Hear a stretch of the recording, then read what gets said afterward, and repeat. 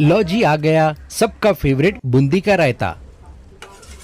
रायता बनाने के लिए आपको लेना है 1 कप गाढ़ा दही। दही खट्टा नहीं होना चाहिए। फिर इसमें जाएगा 1/4 कप पानी।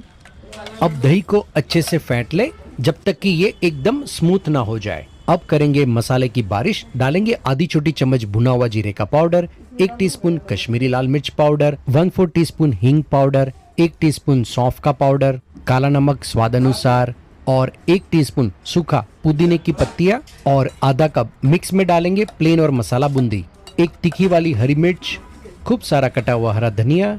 अच्छे से मिक्स कर लेंगे और ये मसाला बूंदी रायता बनकर